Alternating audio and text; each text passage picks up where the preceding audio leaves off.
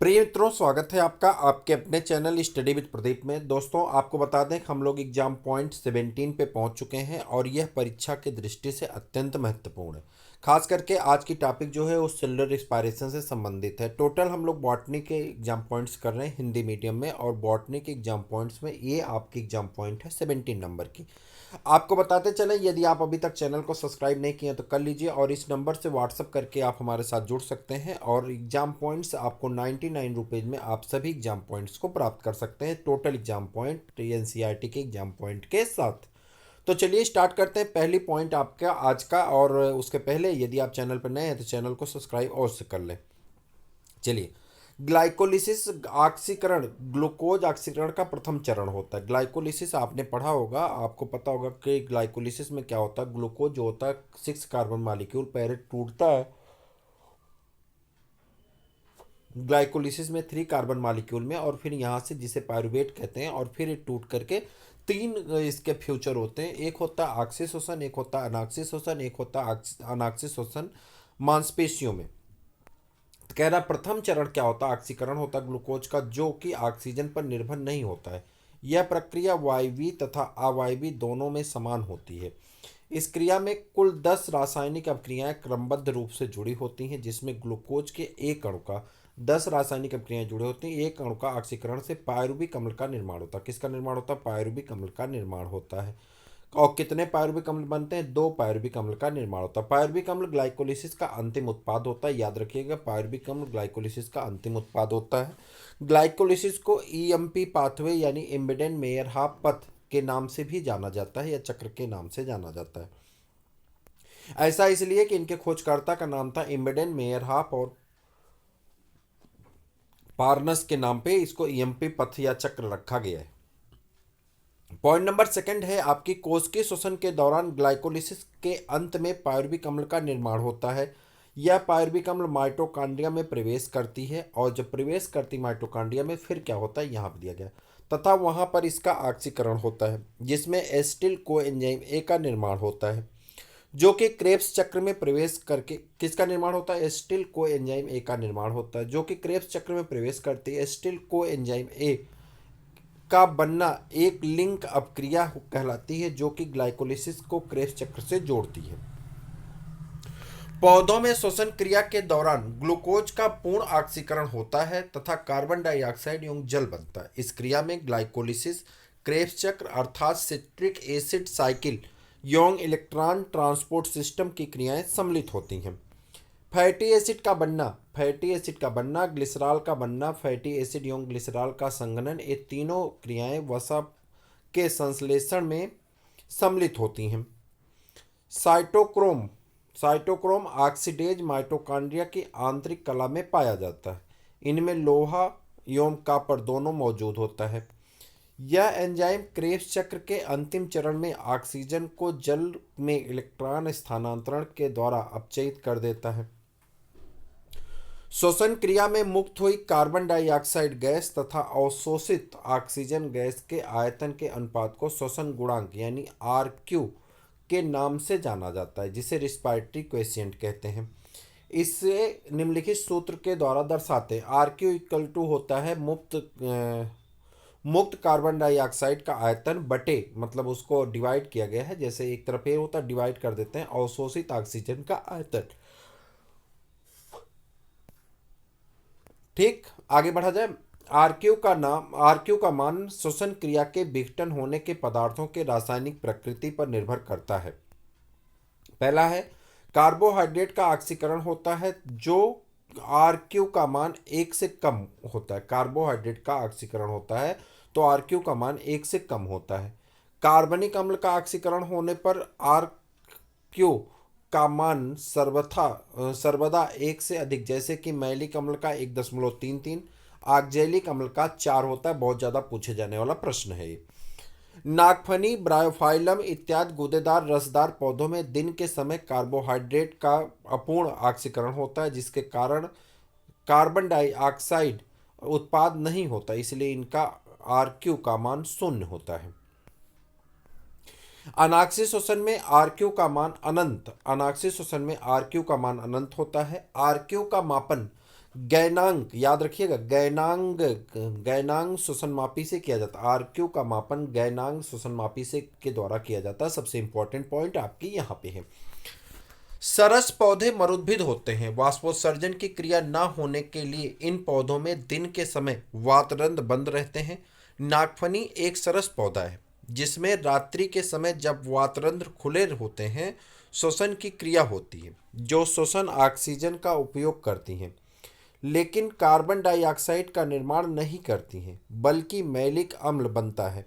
ध्यातव्य है कि श्वसन गुणांक निष्कासित कार्बन डाइऑक्साइड का आयतन एवं अवशोषित ऑक्सीजन के आयतन का अनुपात होता है। इस प्रकार नागफनी में रात्रि के समय श्वसन गुणांक का मान 0 होता है। KOH ऑक्सीजन में यानी पोटेशियम हाइड्रोक्साइड ऑक्सीजन में उत्पन्न कार्बन डाइऑक्साइड को अवशोषित कर लेती है, अतः फ्लास्क में आंशिक निर्वात उत्पन्न हो जाता है और नली में जल का स्तर बढ़ जाता है या उठ जाता है। सीटो चक्र को प्रकाश श्वसन चक्र या ग्लाइकोलेट उपापचय चक्र या प्रकाश श्वसनी चक्र कार्बन ऑक्सीजन चक्र भी कहते हैं। इस प्रक्रिया में ऑक्सीजन का उपयोग होता है तथा कार्बन डाइऑक्साइड का निष्कासन होता है। PCR यानी फोटोसिंथेटिक कार्बन रिडक्शन चक्र को C3 चक्र या केल्विन चक्र भी कहते हैं। इस क्रिया के दौरान कार्बन डाइऑक्साइड का स्थिरीकरण अर्थात रिडक्शन होता है, जिससे पौधे विभिन्न प्रकार के भोजन जैसे कि ग्लूकोज का निर्माण करते हैं। PCO यानी फोटोसिंथेटिक कार्बन ऑक्सीडेशन को C2 चक्र भी कहते हैं, क्योंकि इसमें ग्लाइकोलेट का निर्माण होता है जिसमें कार्बन परमाणुओं की संख्या 2 होती तथा इस क्रिया प्रकाश श्वसन भी कहलाती। यह क्रिया अधिकतर हरे पौधों में केवल तीव्र प्रकाश की उपस्थिति में होती है। इस क्रिया में पौधे ऑक्सीजन ग्रहण कर कार्बन डाइऑक्साइड विमुक्त करते हैं। इस क्रिया के संपन्न होने में क्लोरोफिल, माइटोकॉन्ड्रिया एवं परऑक्सीसोम की आवश्यकता होती है। यह क्रिया पौधों में दिन के समय अधिक तापमान एवं तीव्र प्रकाश में उपस्थित होती है। ईस्ट द्वारा ग्लूकोज के किण्वन का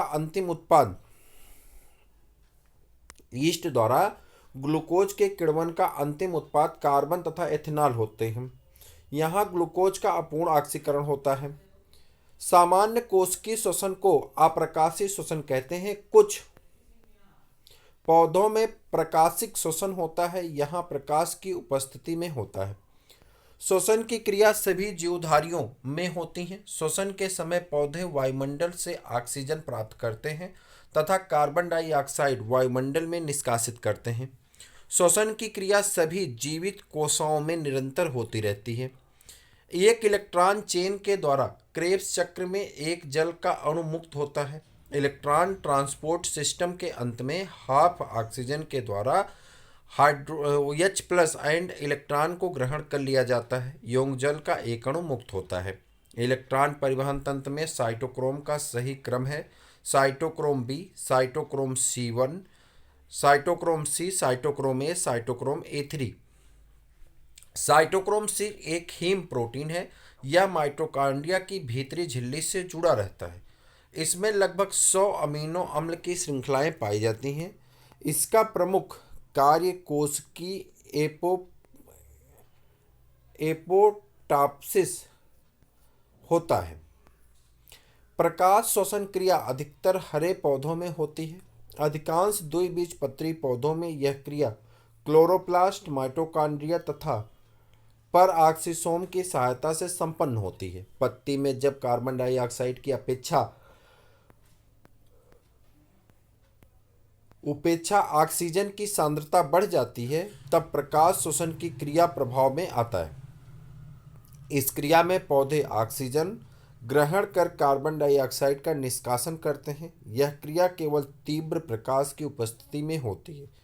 इस क्रिया में पौधे ऑक्सीजन की अधिकतम मात्रा को कार्बन डाइऑक्साइड में बदलकर ऑक्सीजन की सांद्रता को कार्बन डाइऑक्साइड की अपेक्षा कम कर देते हैं, जिससे सामान्य प्रकाश संश्लेषण की क्रिया सुचारू रूप से कार्य करने लगती है। वायवीय श्वसन के दौरान माइटोकॉन्ड्रिया के क्रिस्टी में ईटीएस यानी इलेक्ट्रॉन ट्रांसपोर्ट सिस्टम द्वारा एटीपी निर्माण होता है का निर्माण होता है। ठीक है, निर्माण होना ऑक्सीडेटिव फास्फोरिलीकरण कहलाता है, जबकि सीधे किसी उत्पाद निर्माण के साथ एटीपी निर्माण सबस्ट्रेट स्तर फास्फोरिलीकरण कहलाता है। यह दोनों स्थानों पर होता है, ग्लाइकोलिसिस के दौरान कोशिका द्रव में तथा क्रेब्स चक्र के दौरान माइटोकॉन्ड्रिया में यह क्रिया होती है। साइटोक्रोम ए एवं ए थ्री एक बार में एक के बजाय दो दो इलेक्ट्रॉन का वहन और स्थानांतरण करते हैं। इलेक्ट्रॉन्स में मुक्त हुई ऊर्जा का उपयोग उसमें प्रोटॉन्स अर्थात H+ को मैट्रिक्स के भीतरी कला के बाहर निकालने में होता है। साइटोक्रोम ए एवं ए3 एक एक जोड़ी इलेक्ट्रॉन्स का स्थानांतरण परमाणुविक ऑक्सीजन में करते हैं, जो मैट्रिक्स से प्रोटॉन ग्रहण करके जल का संश्लेषण कर लेती है। इसी के साथ एक बार की इलेक्ट्रॉन परिवहन की प्रक्रिया समाप्त होती है। ग्लाइकोलिसिस के अंतर्गत फ्रक्टोज 6 फास्फेट का एक अणु एटीपी के एक अणु में अवक्रिया करके फ्रक्टोज 1,6 डाई फास्फेट और एडीपी का निर्माण करता है। इस अवक्रिया में फास्फोफ्रक्टोकाइनेज नामक एंजाइम शामिल होता है। इस अवक्रिया में एटीपी का एक फास्फेट समूह उससे अलग होकर के शर्करा से जुड़ जाता है और एटीपी से एडीपी बन जाता है। इस क्रिया को शर्करा का फास्फोरिलीकरण कहते हैं। इलेक्ट्रॉन ट्रांसपोर्ट तंत्र में को इलेक्ट्रॉन का अपचयन तथा पुनः उपचयन होता है। यह हाइड्रोजन के आदान प्रदान से होता है। ग्लाइऑक्सिलेट चक्र पौधों में वसा अपचय का एक प्रमुख उपापचय मार्ग है। इसके अंतर्गत वसा क्रिया में ग्लाइऑक्सिसोम नामक पादप अंगक सहायक होता है। यह एक विशेष प्रकार का पराक्सीसोम होता है। एक कोशिका में वसी अम्ल के ऑक्सीकरण की मुख्य विधि बीटा ऑक्सीकरण है। इसके अंतर्गत वसी अम्लों के अणुओं को विशेष एंजाइम द्वारा माइटोकॉन्ड्रिया में 2 कार्बन टुकड़ों में तोड़कर एसिटिल सह एंजाइम ए में बदल दिया जाता है। इस प्रक्रिया में भी ऊर्जा एटीपी से आबद्ध होती है और एसिटिल सह एंजाइम ए के प्रत्येक अणु का एसिटिल अंश क्रेब्स चक्र में प्रवेश करके कार्बन डाइऑक्साइड तथा पानी में विघटित होता है। ग्लाइकोलिसिस की क्रिया कोशाद्रव्य में संपन्न होती है। इस दौरान ग्लूकोज के प्रत्येक अणु से पायरुविक अम्ल के 2 अणु बनते हैं। इसकी पूर्व क्रिया में 2 एटीपी अणु का शुद्ध लाभ होता है। ग्लूकोज के संचित कुछ ऊर्जा इन एटीपीओं के अणुओं में संचित की जाती है। उसके बाद एग्जाम पॉइंट नंबर 17 में ही एक टॉपिक आपकी और ऐड हो गई, जिसका नाम है प्लांट हार्मोन। चूंकि 25 ही हो रहे थे तो 25 इससे ले लिए गए, तो आपकी टॉपिक एक और ऐड कर दी गई है। तो आप जल्दी से चैनल को पहले अभी तक नहीं सब्सक्राइब किया तो अवश्य सब्सक्राइब करिए। पौधों की वृद्धि एवं विकास के नियंत्रण एवं संतुलन हेतु वृद्धिवर्धक और वृद्धिरोधक दोनों प्रकार के पदार्थ की आवश्यकता होती है। इन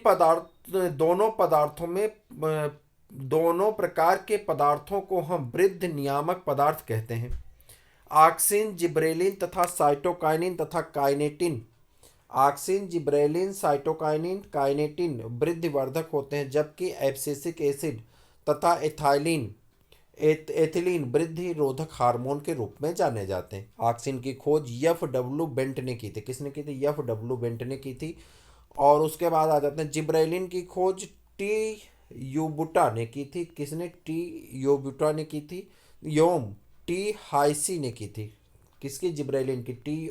यूबुटा और टी. हाइसी ने की थी। एब्सिसिक अम्ल की खोज डब्ल्यू सी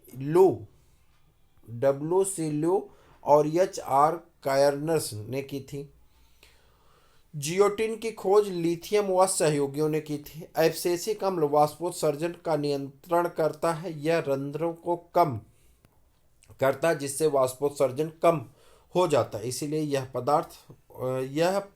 पदार्थ अर्थात हार्मोन्स कम जल वाली भूमि में खेती के लिए बहुत उपयोगी होता है।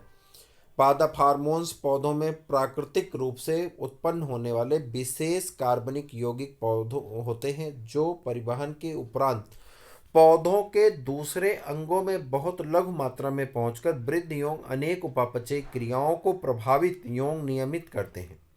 इन वृद्धि नियंत्रण पदार्थ कहते हैं। कुछ ऐसे कार्बनिक यौगिक जो प्राकृतिक रूप से पौधों में उत्पन्न नहीं होते परंतु पादप हार्मोन्स की तरह होते हैं, उन्हें भी वृद्धि नियंत्रक हार्मोन या वृद्धि नियंत्रक पदार्थ कहते हैं।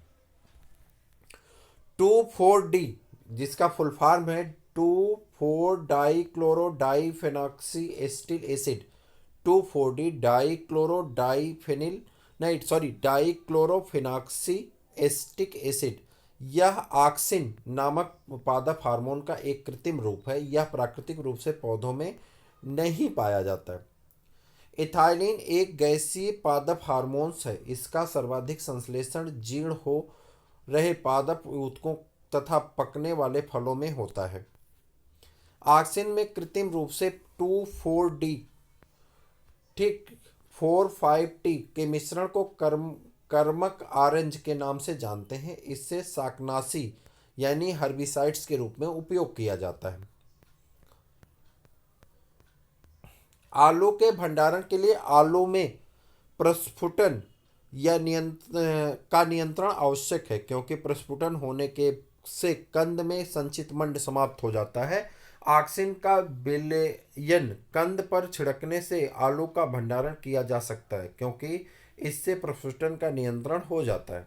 ऑक्सिन एक पादप हार्मोन है जो पौधों के प्रारोह तथा जड़ों के शीर्षों के पीछे स्थित विभजोतक को लंबाई में बढ़ने में मदद करता है।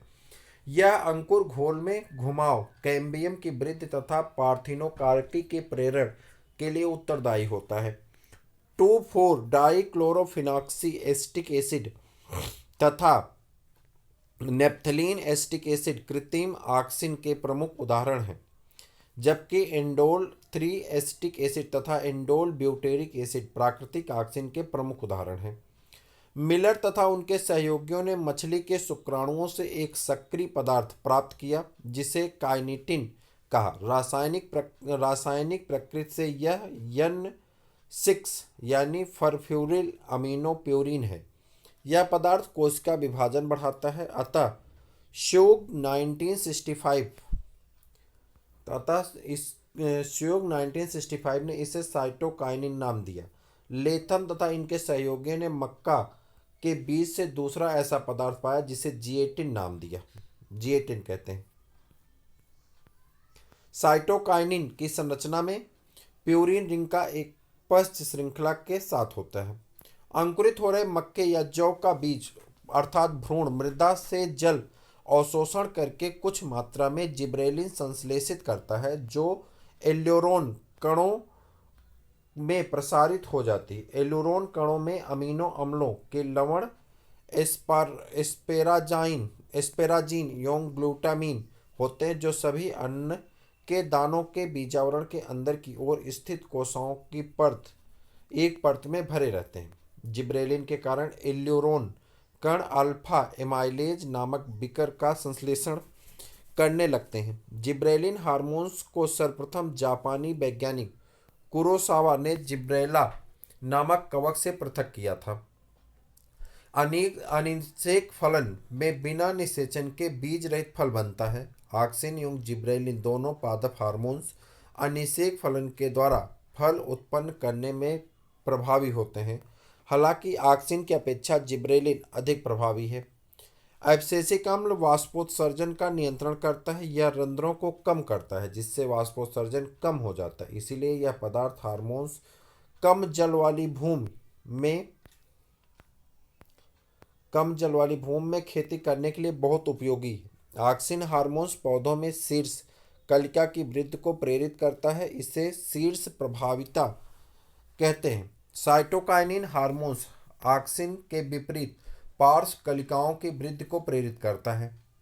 एथिलीन प्रकृति में गैसीय अवस्था में पाया जाने वाला एकमात्र पादप हार्मोन्स है। इसे फल परिपक्वन हार्मोन्स के नाम से भी जाना जाता है, क्योंकि अधिकांश फलों के परिपक्वन के समय इसका संश्लेषण फल, फूल, पत्तियों तथा जड़ों में होता है।